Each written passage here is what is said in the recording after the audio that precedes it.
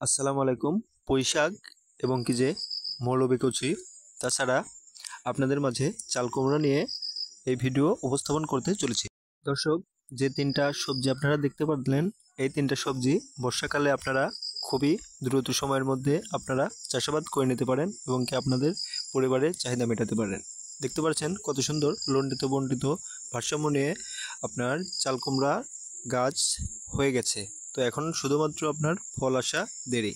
তো দর্শক, আপনারা যদি এই সময়ের মধ্যে আপনারা অতি দ্রুত বর্ষাকালীন সময় যদি চাল কুমড়ার চাষাবাদ আপনারা করেন, তাহলে কিন্তু আপনাদের পরিবারের সবজি চাহিদা আপনারা মেটাতে পারবেন।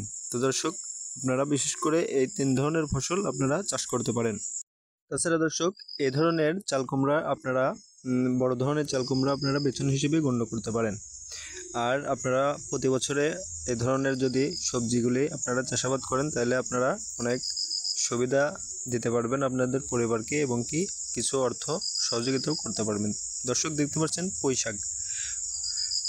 পুঁইশাকের ভারসাম্য দেখতে পাচ্ছেন। দর্শক, রাতের ভিডিও হলেও আপনাদেরকে আমি কিছুটা দেখাতে চেষ্টা করতেছি। বর্ষার মৌসুমে কত সুন্দর অবস্থান ধারণ হয়েছে পুঁইশাকের। দর্শক, এটা হচ্ছে আপনার লতা জাতীয় একটা সবজি। তো দর্শক, আপনারা যদি এই ধরনের সবজি আপনারা চাষাবাদ করেন বর্ষার মৌসুমে, তাহলে কিন্তু আপনারা অনেক লাভবান হতে পারেন। তো দর্শক, এছাড়াও আপনারা মৌলবি কচু, পুঁইশাক এবং কি যে চাল কুমড়া এগুলা আবাদ করতে পারেন। দর্শক, রাতের ভিডিও হলেও আপনারা ভিডিওটা দেখে নিন, কত সুন্দর ভারসাম্য নিয়ে বেড়ে উঠেছেন মৌলবি কচু। তো দর্শক, আমাদের ভিডিও আপনাদের ভালো লাগলে একটা লাইক করুন, কমেন্ট করুন, শেয়ার করুন।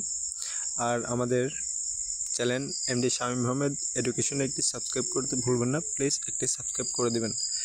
সবাই কিছু না কিছু করার চেষ্টা করুন, নিজের খেয়াল রাখুন, কৃষক হয়ে গড়ে উঠুন, উদ্যোক্তা হয়ে গড়ে উঠুন। আল্লাহ হাফেজ।